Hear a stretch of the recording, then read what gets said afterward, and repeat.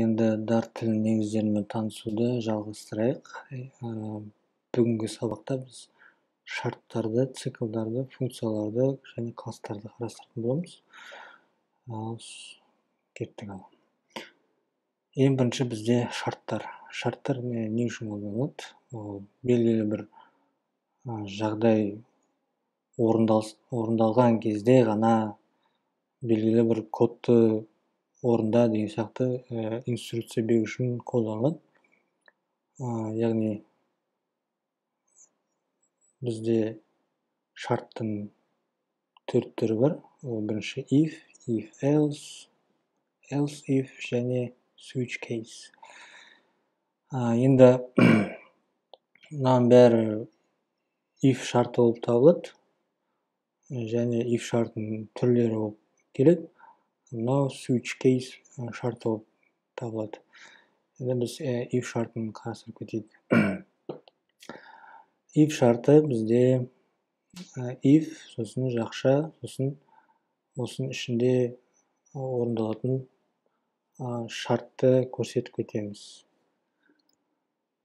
If-тің ішінде орындалатын код ол мынандай фигуралық жақшаға алынады. Яғни мына екі жақшаның арасындағы код мына шарт орындалған кезде ғана орындалады деген сөз.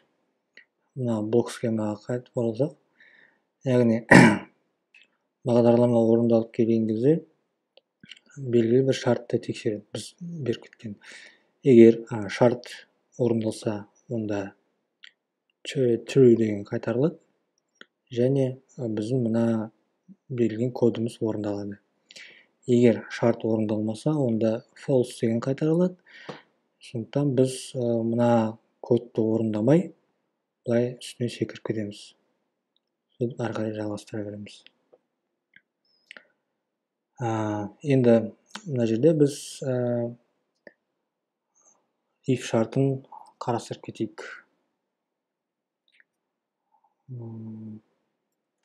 Біріншіден біз int деп бердік. Мысалға age, жасы 25 дейік. If age кіші болса, мысалға 10-нан, онда print forbidden.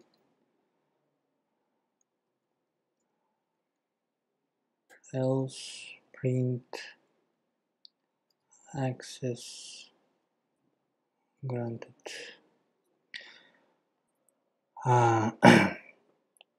Яғни мына жерде біз else қарастырмай қояйық. Print done дейік. Енді біз мына жерде age айнымалысын жарияладық, оған 25 жас деп көрсетіп кеттік. Бізде мына неде шарт бар. Шарт адам жасы 10-нан кіші немесе 10-ға тең болса, онда мысалға біз мына команданы орындауымыз керек деген көрсетіп кеттік. Яғни, мысалы, белгілі бір контент немесе кинолар мысалы жас бойынша бөлінеді. Мысалы, кейбір контент 10 жастан кіші болса, онда балаларға көрсетуге болмайды, кейбір контенттерді мысалы көрсетуге болады. Сол үшін осындай шарттарды біз көрсете аламыз. Яғни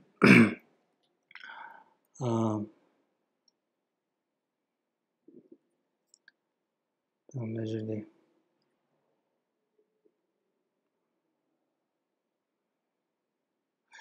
мына жерде мына команда 10 жастан кіші немесе 10 жасқа тең болса ғана орындалады деген сөз.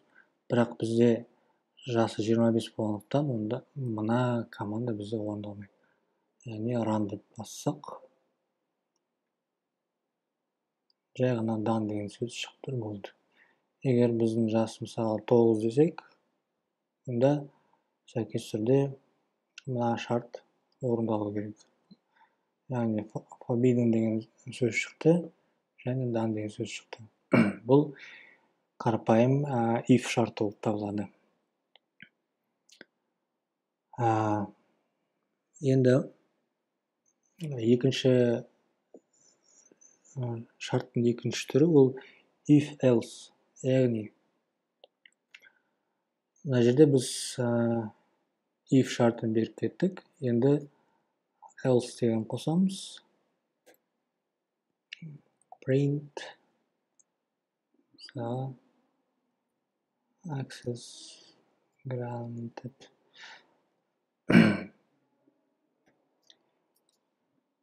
Бұл шарттың қандай айырмашылығы бар? Біріншіден, біз мына шартты тексереміз. Егер бұл шарт орындалса, онда мына команда орындалады да, әрі қарай мына жаққа кетіп қалады. Егер мына шарт орындалмаса, онда мына команда орындалмайды да, бірден мына жаққа кетіп қалады да, else деген не болса да орындала береді деген сөз. Яғни мына шарт бізде, мына команда бізде орындалады. Енді біз мысалы тексеріп көрейік. Бірінші мысал, біздің жасымыз 9. 9 оннан кіші ме? Кіші. Сондықтан біз мына команданы орындадық. Экран бетіне forbidden деген сөз шықты. Мына команда орындалғандықтан, мына команда автоматты түрде орындалмайды. Сондықтан әрі қарай біздің бағдарлама мына команданы орындайды.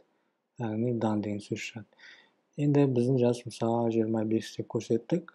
Run'ды бассақ, онда бізде access granted деген сөз шықты. Яғни доступ ашылды деген сөз.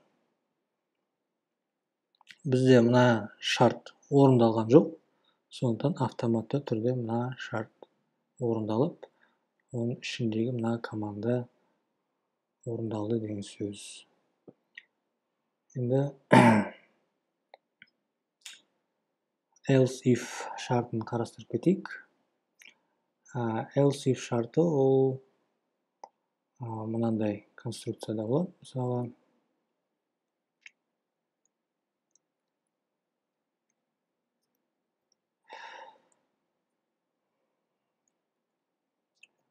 else if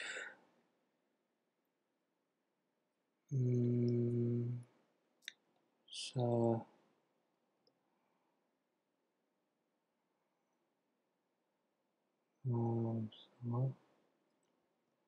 great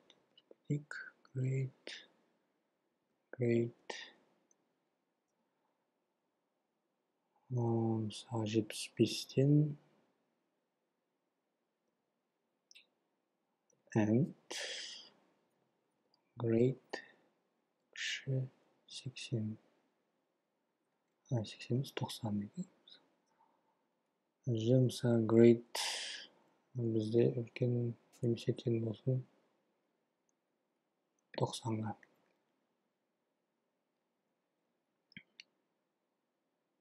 A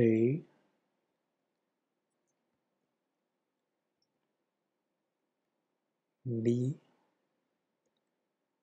және C деп көрсетейік. Яғни біздің жинаған балымыз мысалға 90 бал болсын. Онда біздің әріптік бағамыз қандай болып табылады. Яғни университетте көрген шығарсыздар, осында A, B, C деп бөліп қойған бағаларды. Енді run бассақ, бізде мысалы 90 балл ол A болып табылады. Яғни мына шарт орындалды ма? Орындалды. Онда мына команда бізде орындалады, және экран бетіне A деген шығады. Егер біз мысалы 84 деп терсек, онда біздің бағамыз қай идентификаторға сай келеді, б-ға сәйкес келеді. Яғни бізде мына шарт орындалды ма, орындалған жоқ. Онда мына шарт тексереміз. Else if пен else-ның айырмашылығы, else if орындалу үшін мына шарт бізде true, яғни ақиқатты қайтару керек. Егер мына шарт орындалмаса, онда мынау команда орындалмайды деген сөз. Ал else-да бізде ешқандай шарттың керегі жоқ, ол міндетті түрде мынандай орындалады деген сөз. Енді бізде 84 болғандықтан бағдарламамыз не істейді? Бірінші ол былай тексереді. 84 90-нан үлкен немесе тең ба дейді. Жоқ. Демек, біз келесі неге өтеміз. Бұл жерде тағы да бір шарт тұр.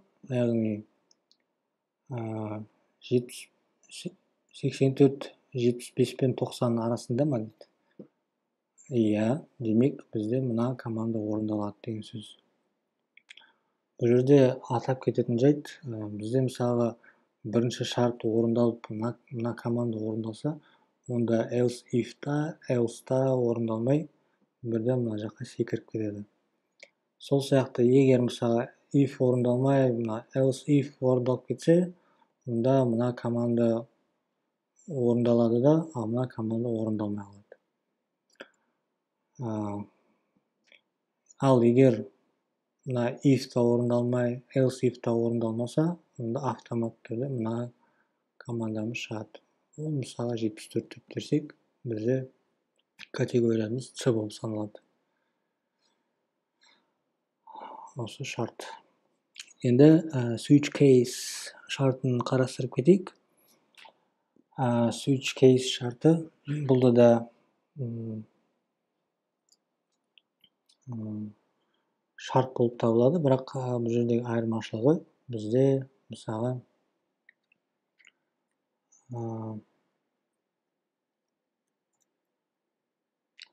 бірден нелерді беріп кетеді, шарттарды.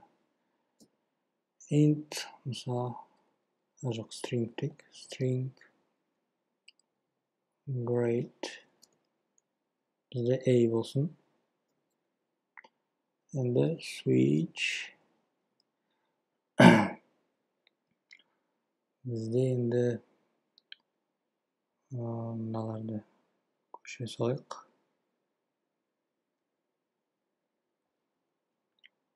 Grade беріп кетейік.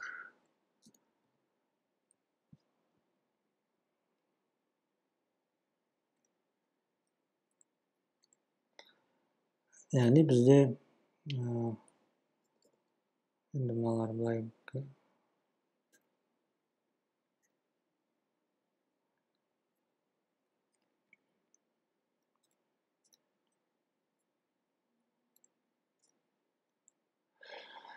жарайды. Осылай қарастыра берейік. Біз мысалы grade деген A айнымалысын бердік. Switch не істейді? Осы switch'ті, осы grade'ті әр көрсетіліп кеткен мәнімен тексеріп шығады. Мынау мәні A-ға тең ба, B-ға тең ба, C-ға тең ба, D-ға тең ба? Егер тең болмаса, онда мынаны орында деген сияқты. Енді бізде бірінші A болғандықтан бізде мына шарт орындалады да, бізге қазір мына excellent деген мәтін консольға шығу керек. Енді runды басайық.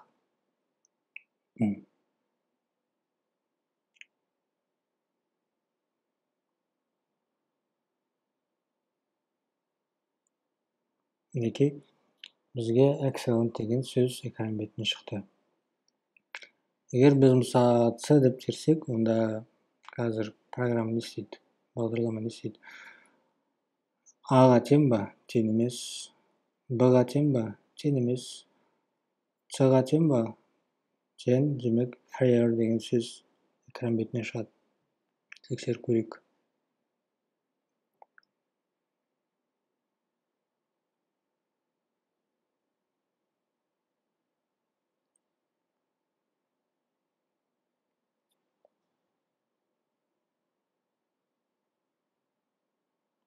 шамалы қатып қалып отыр. Міне көріп отырғандарыңыздай fire деген сөз шықты.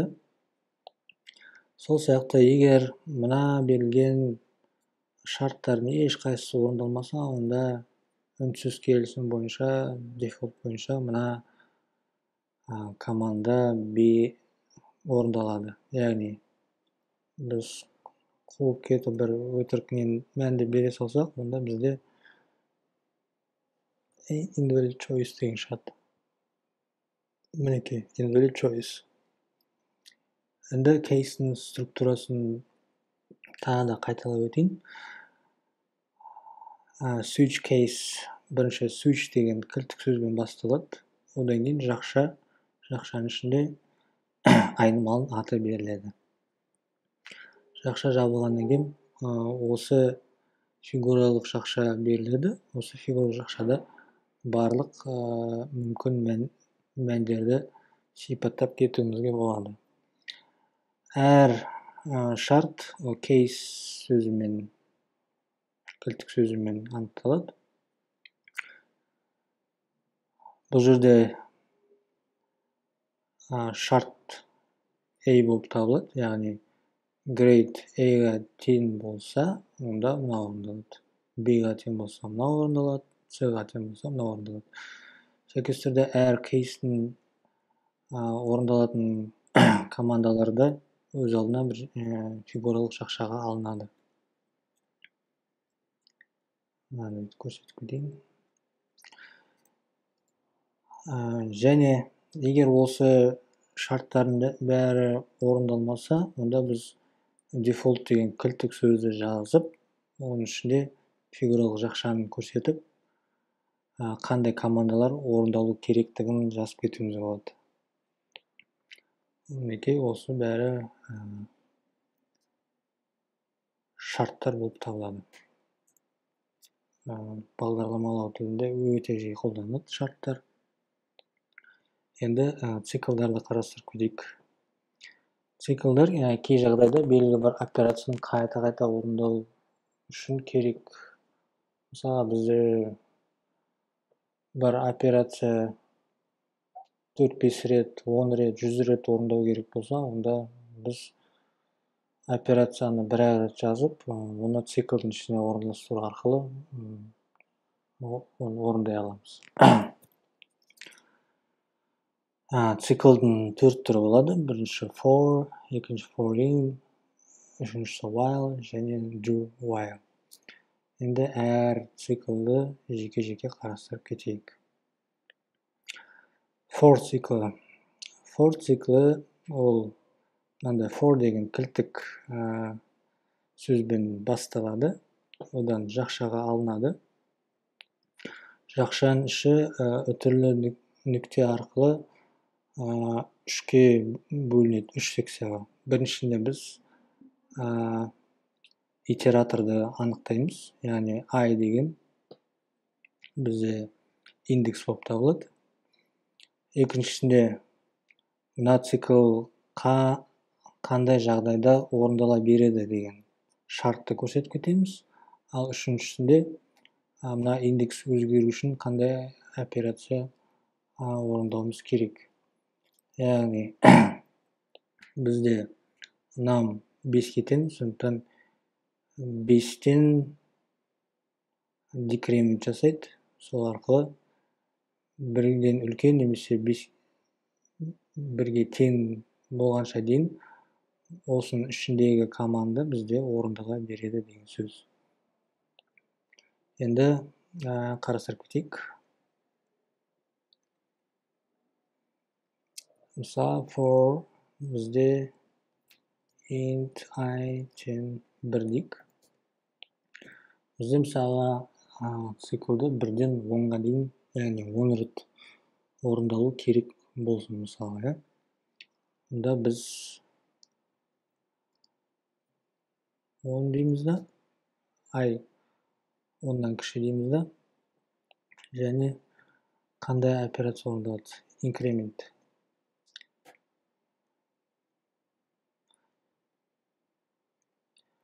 Енді экран бетіне мысалы I-дың мәнін шығарып кетейік.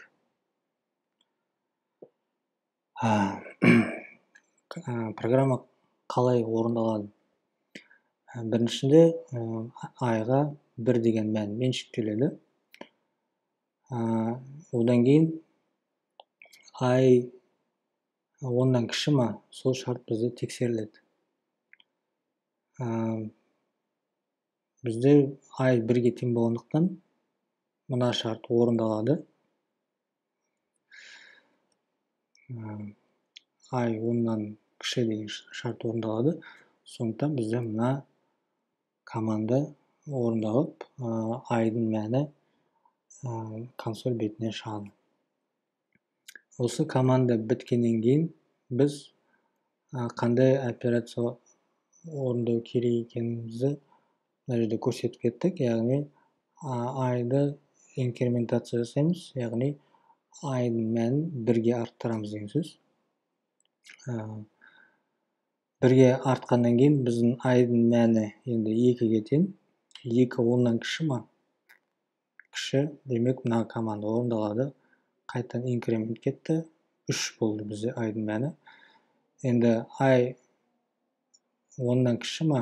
3 болғандықтан, 10-нан кіші. Сондықтан мына команда қайтадан орындалады. Сөйтіп орындала береді. Мысалы 9-ды орындап болғаннан кейін инкремент болған кезде 10 болады. 10 кіші ма 10-нан? 10 кіші емес. 10 10-ға тең. Сондықтан бізде мына цикл аяқталып, келесі команда орындалады. Мысалы print done деп кетейік. Енді run бассақ, бізде айдың мәні шығып, аяғында done деген сөз шығуы керек. Мінеке көріп тұрғандарыңыздай, 1-ден 9-ға дейін мына цикл орындалып, аяғында done деген сөз шықты. Яғни мына цикл аяқталмайынша мына команда орындалмайды деген сөз. Енді екінші циклдің түрі бар, ол for in деген сөз. Яғни бізде мысалы list болсын, list countries алдында сипаттап кеткенімізде KZ, US, Turkey, Azerbaycan деген сияқты. Енді бұл жерде біз не істейміз? Біз мысалға var дейміз да item country дейміз, in countries дедік та print item country дедік. Яғни for in не істейді? Ол countries тізімін алады да, әр тізім элементін өтіп шығады. Сөйтеді, мына команданы орындап шығады.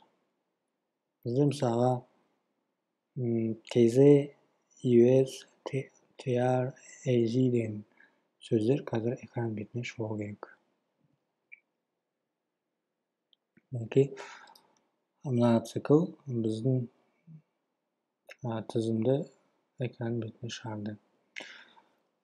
For in көбіне сол листтің элементтерін өңдеуге қолданылады. Сондықтан осы циклді көп кездестіресіз деп айта аламын. Енді while циклін қарастырып кетейік. While циклі ол мынандай айырмашылығы бар. Бірінші біз while деп жазып кетеміз, одан шартты көрсетеміз, және мына фигуралық жақшаның ішіне бүкіл мән қандай команда орындалу керектігін көрсетіп кетеміз. Яғни бұл жерде for'дан айырмашылығы бұл жерде ешқандай шектеу жоқ. Ең бастысы осы шарт орындала берсе болды деген сөз.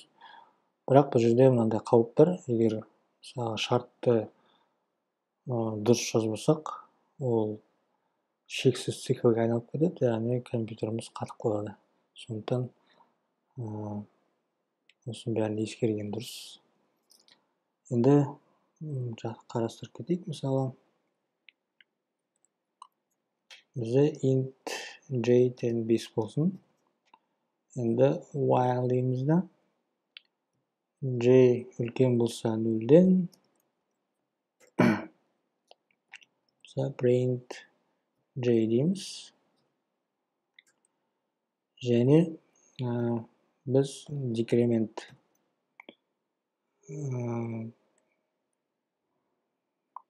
командасын орындаймыз. Бұл жерде бізде j деген 5 болғандықтан бірінші мына шарт тексеріледі. Яғни j 0-ден үлкен ба? Үлкен. Демек, мына команда бізде орындалады. Бұл команда орындалғаннан кейін decrement жасалынады. Яғни бізде j 5 болып еді, одан 1-ді алып тастағанда j-дің мәні 4 болды. Келесі цикл 4 0-ден үлкен ба? Үлкен. Демек, мына цикл орындалады.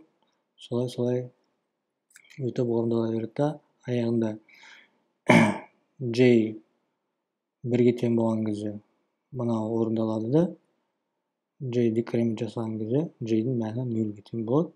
Сондықтан мына шарт орындалмайды, циклдан шығып, әрі қарай осы команданы орындайды. Енді runды басып көрейік. Көріп тұрғандарыңыздай, 5-ті, 4-ті, 3-ті, 2-ні, 1-ді шығарды да, 0-ге келген кезде мына шарт аяқталып, циклдан шығып кетті бағдарламамыз. Сосын print done деген команданы орындады. Енді алдында айтып кеткенімде, мысалға j++ немесе мүлдем j-ді орындамайтын болсақ, онда бізде мынандай қауіпті жағдай болуы мүмкін. Яғни j ешқашан өзгермейді. Сәйкесінше мынау шарт әрдайым рас, яғни ақиқат болады. Сондықтан мына циклымыз бізде қайта орындала беріп, шексіз циклға айналып кетеді. Сондықтан бағдарламамыз қатып қалады. Сол үшін біз осындай циклды қолданған кезде өте мұқият болуымыз керек. Енді келесі циклді қарастырайық. Do while циклі. Do while циклі шамалы айырмашылық бар. Ол жерде бірінші команда орындалады циклдің ішіндегі, сосын ғана барып шарт тексеріледі. Яғни мына команда орындалады, содан кейін шарт тексеріледі. Егер шарт расталса, онда цикліміз жалғасады, қайтадан мына команданы орындаймыз. Осы команданы орындап болғаннан кейін шартымыз орындалмаса, онда бағдарлама циклдан шығып кетіп, әрі қарай келесі командаларды орындай береді. Бұны да қарастырып кетейік.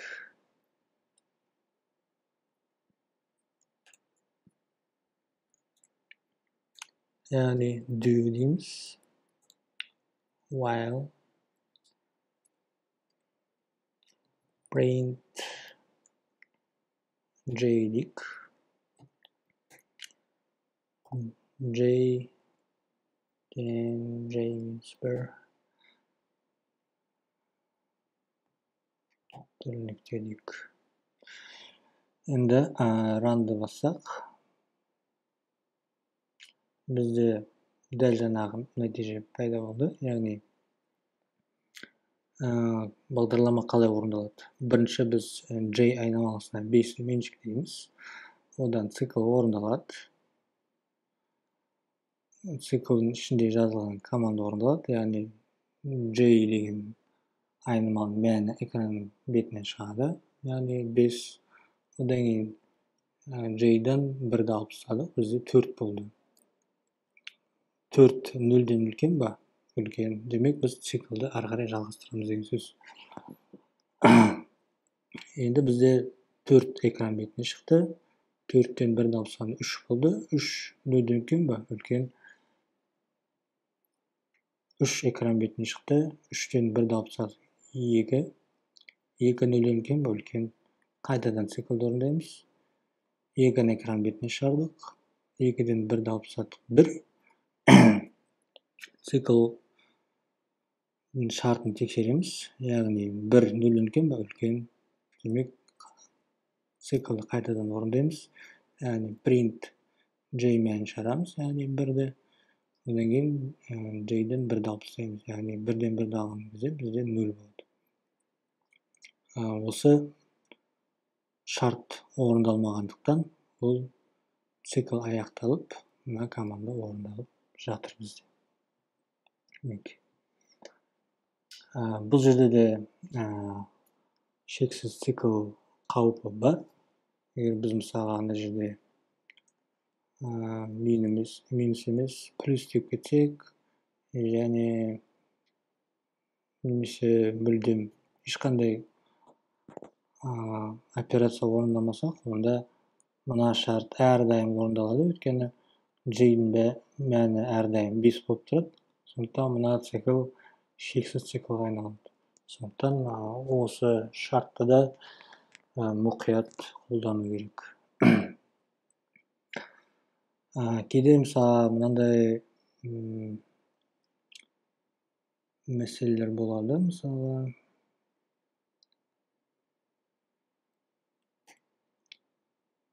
J-1 деп.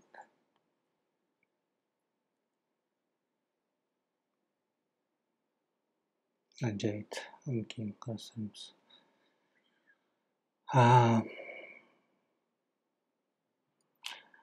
Енді циклды басқару командаларын қарастырып кетейік. Жалпы мен білетін 2 команда бар, ол break және continue. Break деген циклды тоқтату деген білдіреді. Мысалы, біз бүйтіп жазсақ болады. If J кіші болса, мысалы 3-тен да break. Бұл команда не істейді? Оны түсіну үшін бірінші runды басайық. Яғни, бізде J-дің мәні 3-тен аз болғанда, яғни J-дің мәні 2 болса, онда біз break деген команданы орындап, мына циклдан шығып кетеміз.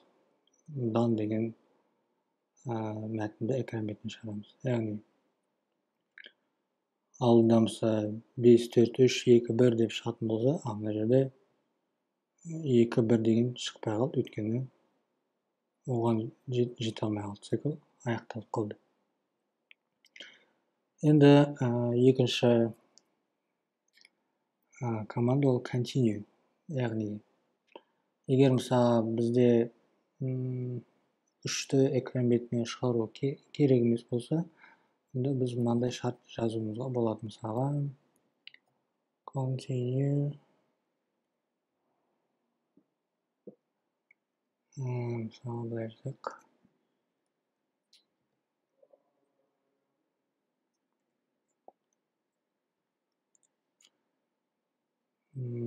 J-ден J-1. Бұл цикл бізде не істейді? Яғни, егер J 3-ке тең болса, онда декрементация жасалынады. Яғни, J-дің мәні 2-ке тең болады да, continue деп қайтадан циклдің басына өтіп кетеміз. Яғни, астындағы код орындалмайды деген сөз. Енді іс жүзінде көрейік қалай орындалатынын. Көріп тұрғандарыңыздай 5, 4, деп келді да 3 шықпай қалды, 2-1 деп кетті. Яғни мына команданы орындатқызбай қайтадан циклдың басына секіріп кетті. Түсінікті болу үшін түсіндіріп кетейін. Басында бізде J-дің мәні 5-ке тең болды. 5-3-ке тең ба? Тең емес. Демек, мына шарт орындалмайды. Бізде мына команда орындалып, экран бетіне 5 мәні шықты. Енді 5-тен 1-ді алып тастаған кезде бізде J 4-ке тең болды. 4 0-ден үлкен ба? Үлкен. Демек, цикл басынан орындалады. 4 3-ке тең ба? Тең емес. Демек, осы шарт орындалмайды. Сәйкес түрде мына командалар орындалмайды. Сондықтан біз мына команданы орындап, экран бетіне 4 мәнін шығардық. 4-тен 1-ді алып тастап 3 болды. 3 0-ден үлкен ба? Үлкен. Демек, циклдың басына өттік. Қайтадан. Енді J 3-ке тең ба? Тең, өйткені J-дің мәні 3-ке тең. Сондықтан біз мына команданы орындаймыз. J-ден 1-ді алып тастаймыз. Яғни 2 болды. Және continue командасын орындап, біз қайтадан циклдың басына аттап кеттік. Енді бізде J 2-ке тең ба? Тең емес. Мына шарт орындалмайды. Сондықтан біз мына команданы орындап, экран бетіне 2-ні шығарамыз. 2-ден 1-ді алып тастадық, 1 болды. 1 0-ден үлкен ба? Үлкен. Циклдың басына секірдік. 1 3-ке тең ба? Тең емес. Мына шарт орындалмайды. Экран бетіне 1-ді шығардық. 1-ден 1-ді алып тастадық, 0 болды. J 0-ден үлкен ба? Үлкен емес, өйткені J-дің мәні 0-ге тең. Сондықтан біздің цикл аяқталып, done деген мәтінді экран бетіне шығардық. Осылай. Енді функцияларды қарастырайық. Функция қайта-қайта қолданылатын кодты жазуға қолданылады. Әдетте, әр функция белгілі бір мақсатты атқаруға қолданылады. Функция бағдарламаны логикалық блоктарға бөледі. Яғни, бізде бағдарламамыз мысалы 10.000 жолдан тұратын кодтан тұрса, онда функциялар арқылы бөлу арқылы біз сол бағдарламаны түсінуді жеңілдетеміз өзімізге. Кейін мысалы бағдарламаны жақсартатын болсақ, ары қарай алып кетуге өте жеңіл болады. Яғни осының арқасында бағдарламаны оқып түсіну әлде қайда жеңілдірек болады. Сонымен қатар осы кодты кейін ары қарай дамыту жеңілдейді. Функцияны құру үшін функцияның аты, қайтаратын типі мен параметрлер керек. Мысалға, бізде void, яғни ешқандай мән қайтармайтын деген мағынаны білдіреді функцияда. Тест деген ол функцияның аты, және мына фигуралық жақша алу арқылы біз мына команданы орындалады деген беріп кеттік. Енді қарапайым бір мысалды қарастырып кетейік. Мысалға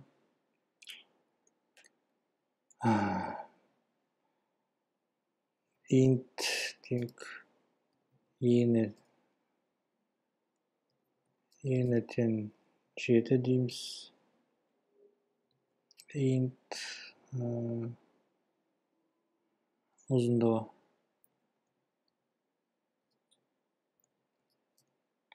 8 дейік. Print мысалға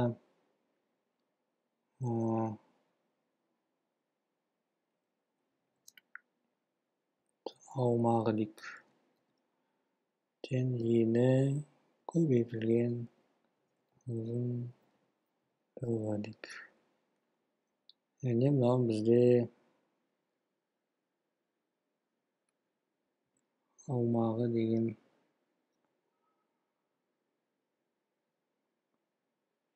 неге ұрысып жатыр?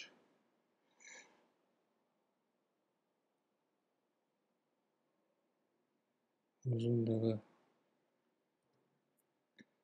қате жүріппін. Енді мына командада бізде аумақты есептейді. Яғни енін біз 7, ұзындығы 8 десек, демек аумағы 56 болу керек бізде. Енді осындай бір команда бағдарламаны жазу барысында мысалы дәл осындай аумақты есептеу керек болса, бір төмен жақта, онда біз мысалы қайтадан жазуға тура келеді бізге. Мысалы мынандай. Енді бізде int 8, мысалы 10 болса, бізге қайтадан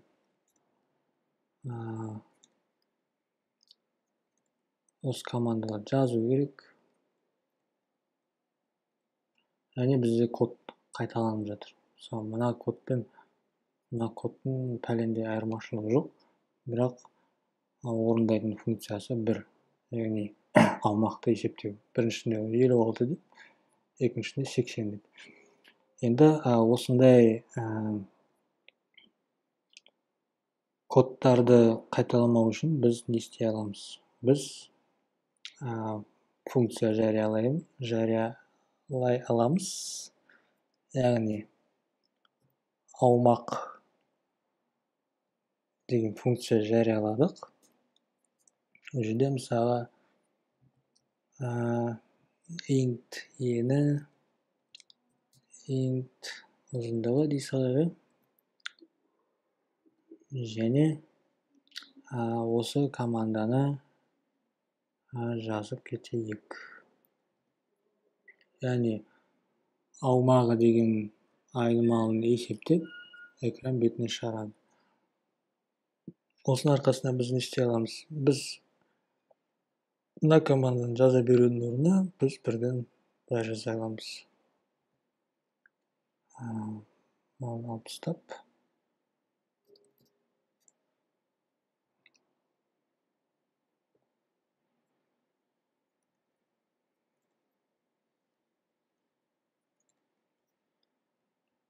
және мына жерде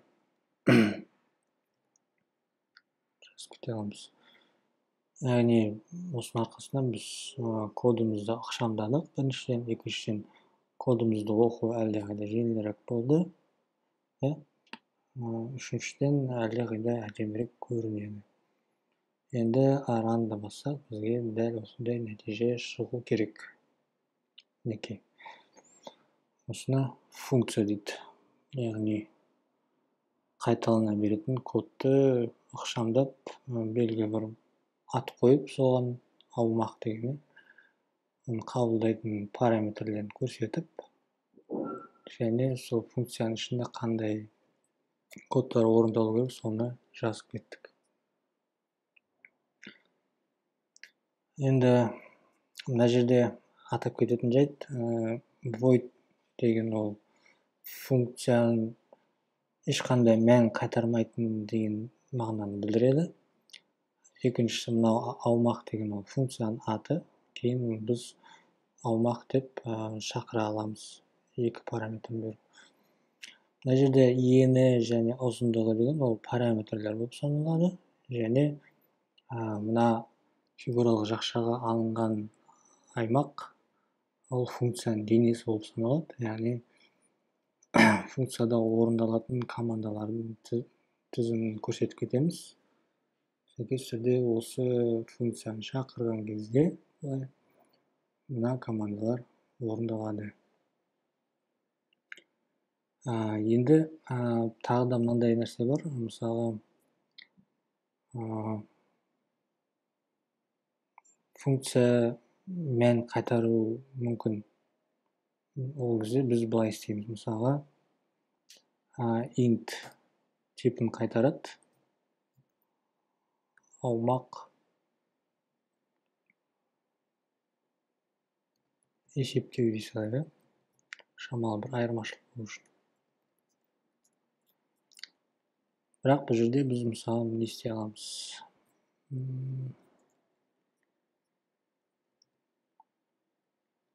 Бұл жерде return деген сөз жазамыз да, осының мәнінде қайтарамыз.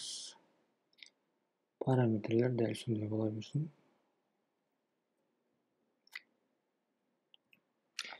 Яғни біздің функциямыз int типіндегі мәнді қайтарады. Оның аты алмақ есептеу, оның параметрі ені мен ұзындығы. Мына команда орындалады және return деген мына мәнді нәтиже ретінде қайтарады. Осы айнымалыдағы тип пен мына тип екеуі бірдей болу керек. Мысалы, мынау double десек, онда бізде қате шығады, өйткені бізде функция double типіндегі айныманы қайтарып тұр, біз мына жерде int қайтарып жазып қойдық. Сондықтан мына жерде int деп жазып кетуіміз керек. Енді бұл функцияны орындау үшін біз не істеуіміз керек? Біз мына бірінші нұсқаны былай қалдыра салайық, ал екінші нұсқаны басқаша жазайық. Мысалы,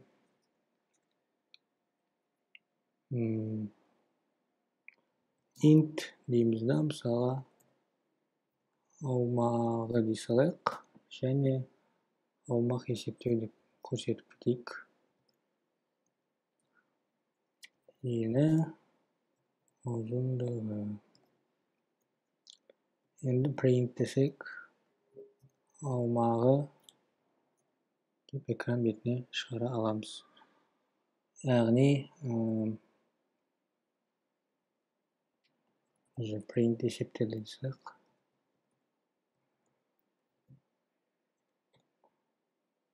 runды бассақ, бізде қате түрінікте.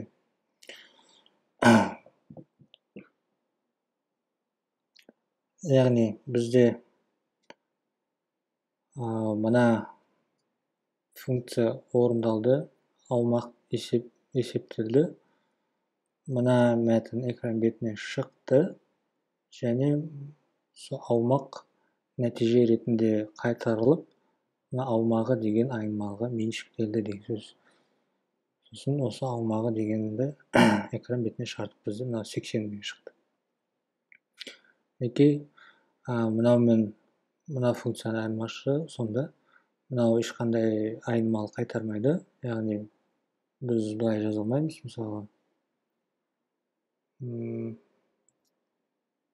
аумағы тең аумақ деп осылай жазып отыра алмаймыз, өйткені мына мән қайтармайды, мына функция. Яғни this expression has a type of void деп тұр. So its value can be used. Яғни оның мәні қолданыла алмайды деген сөз. Сондықтан біз тек қана былай ғана жаза аламыз. Енді басқа бағдарламалау тілдерінде, мысалы Паскальда бұны функция демейді, бұны процедура дейді. Яғни мәнді қайтармайтын функцияны процедура дейді. Ал енді Dart тілінде ол бәрібір функция болып есептеледі, бірақ мына жерде void деген кілт созық жазылады. Ал егер мән қайтару керек болса, онда қандай мән қайтаратынын жазып көреміз типін. Мысалы int, string, bool және тағы да басқа. Және return деген кілт сөзін көрсетіп, сол мәнді қайтарамыз. Енді кластарды қарастырып кетейік. Dart тілі объектіге бағытталған тіл болып табылады. Яғни Object Oriented Programming Language дейді. OBT деп қысқартып жаза салайық, енді әрі қарай жеңіл болу үшін. Енді OBT терминологиясына сәйкес класс жаңа объектіні құру жоспары болып табылады. Яғни бұл мысалы классты сипаттап кетіп, кейін сол класс негізінде жаңа объект құра аламыз. Жаңа классты жариялау үшін класс кілт сөзін қолданамыз. Енді класстың синтаксисі төмендегідей. Жөндей салайын. Яғни бірінші класс деген кілт сөзі жазылады. Одан кейін класстың аты жазылады. Одан кейін класстың денесі кетеді. Ол фигуралық жақшалардың ішінде жазылады. Класстың атрибуттары болады, getter, setterдер болады, конструкторы да болады, және функцияларында жариялап кетуімізге болады. Классты жариялау барысында төмендегілерді қамти аламыз. Яғни fields. Класстың ішінде жарияланған айнымалылар, олар атрибуттар болып табылады. Ол объектіге қатысты мәліметтерді сақтайды. Setter және getter класстың айнымалыларын меншіктеп, одан мән оқуға көмектеседі. Яғни жаңа объект құру барысында осы fields'ның мәндерін орнатып, немесе оқуға көмектесетін объектілер. Constructors деген класс объектісіне жадыдан орын бөлуге жауапты. Және ол мысалы жаңа объектін құру барысында бастапқы қандай мәнді меншіктеу керек, соны сипаттайды. Және класстың функциялары болады. Ол функцияларды былай көрсетіп кетуімізге болады. Енді қарапайым класс мысалын қарастырайық. Мысалы біз car деген классты жариялап отырмыз. Оның engine деген атрибуты бар, fields'е, және disk деген функциясы бар.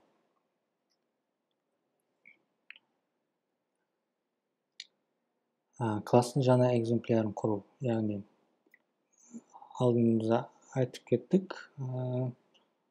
Осы класс жаңа объектілерді құру үшін қолданылады. Және оны құру үшін new кілттік сөзін қолданамыз. Бірінші мысалға car деп көрсетіп кеттік. Ол кезде біз engine 1 деп көрсетіп кеттік. Яғни бізде engine мынандай емес, енді engine 1 деп меншіктелді. Қазір шамалы толықтау қарастырамыз. Класстың атрибуттары мен функцияларын қалай қолданамыз? Енді класстың атрибуттары мен функцияны қолдану үшін ең алдымен біз объект құрып алуымыз керек. Яғни new командасы арқылы біз объект құрдық, және сол объекттің функциясын шақыра аламыз. Сол сияқты атрибуттарын оқи аламыз, яғни engine деп, нүктеден кейін беріп кетеміз. Енді класс құрастырып көрейік қарапайым. Бізге түсініктірек болады. Өше салайын.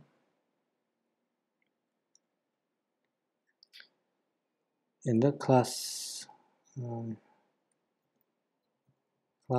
car деген классты жарияладым. Оның мысалы string engine w1 бере салайық.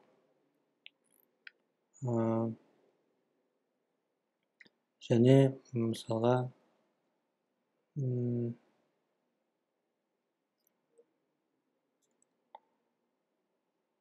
тағы бір айнымалын көрсетіп кетейік. Ол шыққан жылы, мысалға 2020 жылғы машина, көлік. Енді бізде мысалы мындай функция беріп кетуімізге болады. Мысалға get air дейміз да. return here.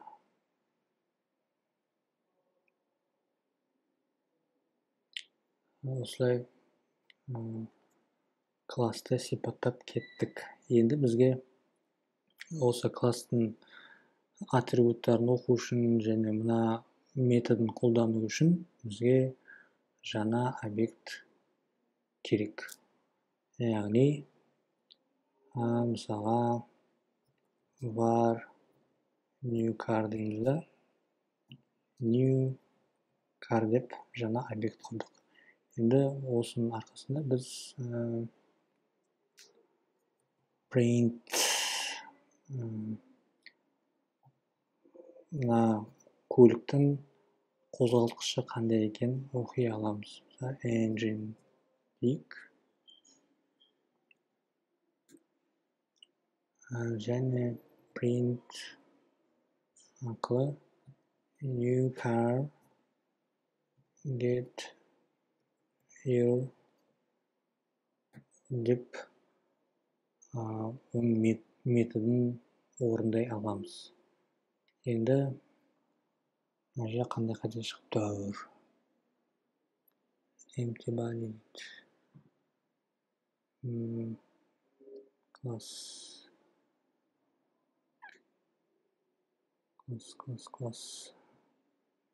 мына жерде жақша дұрыс бермедім негізі. Жақша болмау керек. Мына жерде қате бердім. Мен мына жерде int айнымалысына stringті меншіктеуге тырысып жатырмын, сондықтан маған компилятор ұрысып жатыр. Сол үшін санды меншіктейік. Енді біз жаңа объектін құрғаннан кейін оның атрибутын оқу үшін нүкте дейміз, атрибутын атын бере аламыз.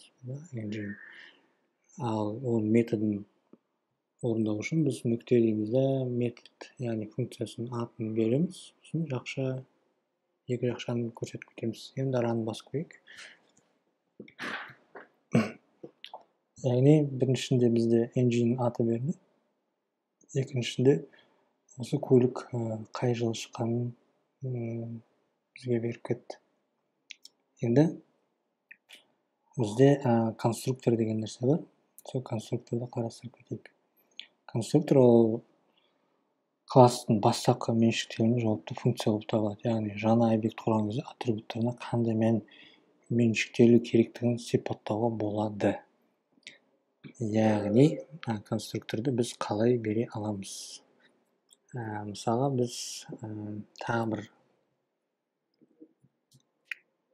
model деп беріп кетейік. Ford деп мысалға. Егер біз ешқандай жарайды, көрсетіп кетейін.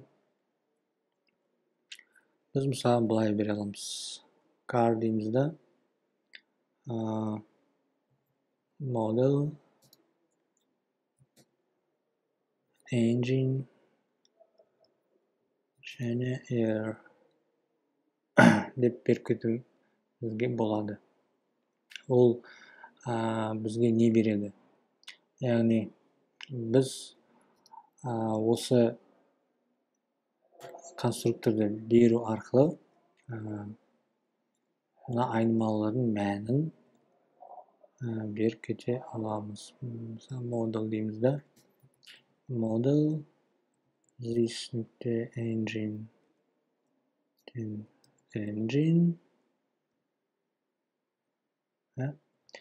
this нүкте air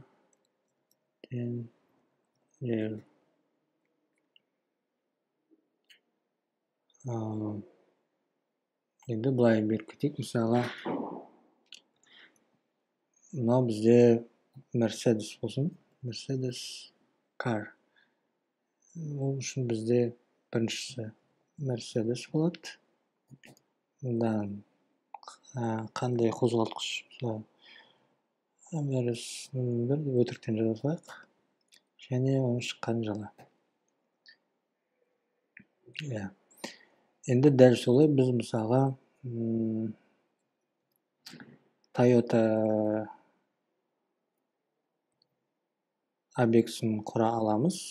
Toyota car дейміз. Мына жерде мысалға Toyota дейік. Және мына жерде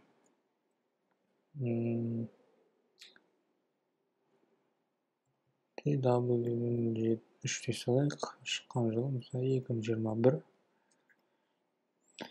Енді біз екі класты, екі объект құрдық. Екеуі де car негізінде құрылған, бірақ екеуінің мәндері екі түрлі болады. Мысалға, print Mercedes car және model десек, онда Mercedes деп шығу керек. Ал егер Toyota car десек, онда Toyota деп шығу керек. Енді run командасын бассақ, бізде мынандай нәтиже шығады. Қандай қате шықты? Local variable Mercedes car дейді.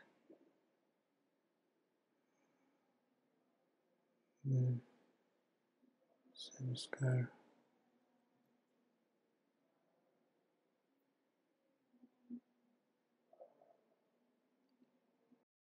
Қатені таптым. Мына жерде int'тің орнына string'ті беріппін. Сондықтан мына жерде жөндеу керек. Енді run'ды бассақ, біздің скрипт орындалу керек. Мінекей.